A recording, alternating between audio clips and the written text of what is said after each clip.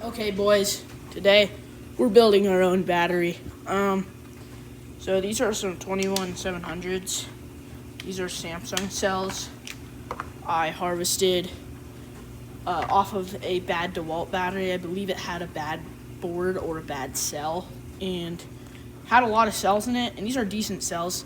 They aren't the best. They're only, I think they're 35 amp sustained, 45 amp peak. So I just want to build a 6S 1P to test out on my 5-inch, see how it works. And I've been doing some research. I ride a lot of one wheels, so I'm pretty familiar on how batteries work. I'm gonna follow a diagram, make sure I wire everything correctly. But this is what the battery should look like right here, and basically it's the same as you want to stack it like your positive on your negative, right? So it's like you were stacking AA's, but you're stacking them in this, you're putting them together in this order, so you're gonna like bridge wires as in you're stacking them. So the way I'm doing this is I have a positive lead hooked up to one end, and then I'm going negative to positive, negative to positive, negative to positive, working my way down the battery, and then on the last cell I have my negative lead, and then I wire those two leads into an XT60. As far as soldering goes, I found it easier if you scratch the surfaces of the cells before you solder because they have a coating on them, and if you scratch the surface off, it makes the flux work way better. I recommend using a tack welder. You can get one for as cheap as $20, but I don't have one. I'm just soldering to the cells. Seems to work good enough for me, but honestly, a tack welder would probably be way easier on your cells. The soldering iron gets really hot and could potentially damage them.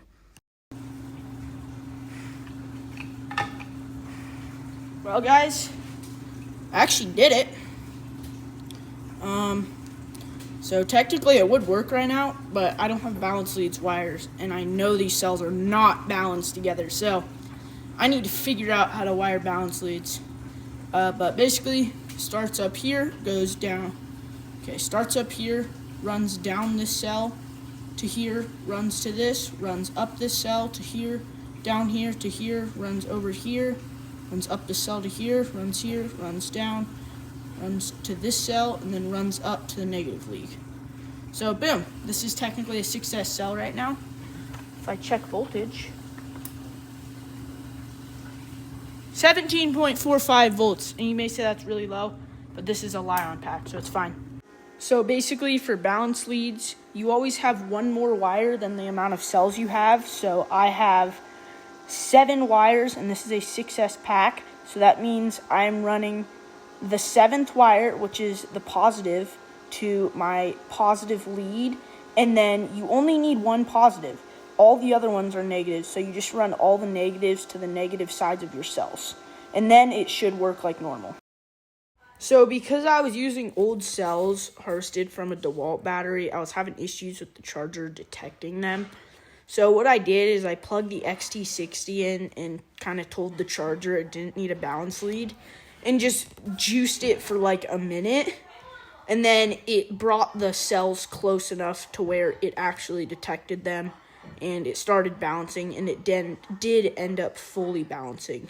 So as you can see on this first flight, you can see my milliamp hour meter is completely off, and it's coming up basically like milliseconds. Like that's just not accurate. You should be using about 1 milliamp hour a second instead of like 100 a second.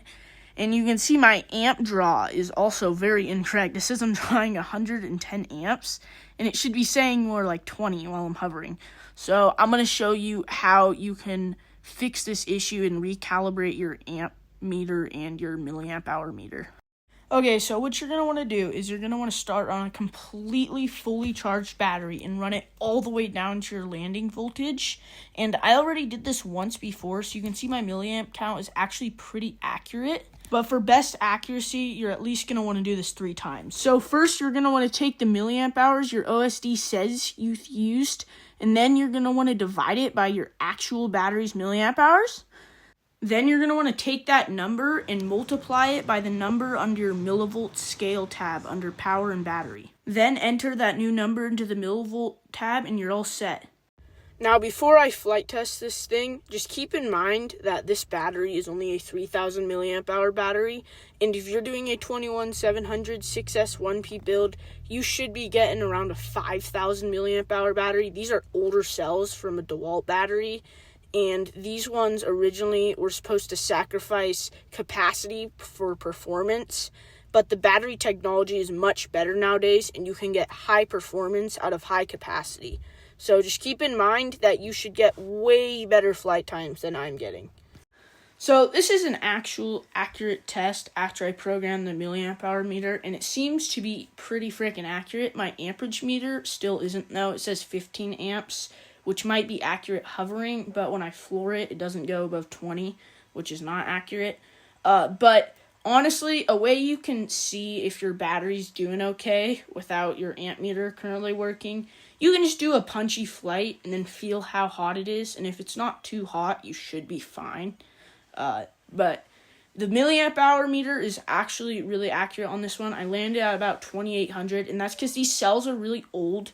Once you hit about 2.8, they immediately drop off, and you should be able to go to 2.7, I believe. So that just shows that these cells are older, so they don't have their maximum capacity anymore. I can only comfortably get about 2,800 milliamp hours, and I'm supposed to get around 3,000. But yeah, I flew pretty well, and I'm pretty sure I flew about 12 minutes on this flight. And I was freestyling it pretty good. It had more power than you'd think. But honestly, for a 5-inch, I think the dream battery pack would be a JP30 6S1P, because it would have the same capacity as this pack, but have a way lighter build and more amp draw.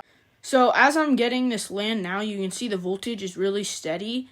And then I go around the house, and it's at 2.8, and then it drops to 2.7 and immediately goes down to 2.46, which is not normal. You should be able to go down to 2.7 and then land and not have it completely drop off. But anyways, this was my first battery build. It went pretty freaking well, and I appreciate you guys for watching. And stay tuned, because I'll probably do a 6S1P JP30 packed build.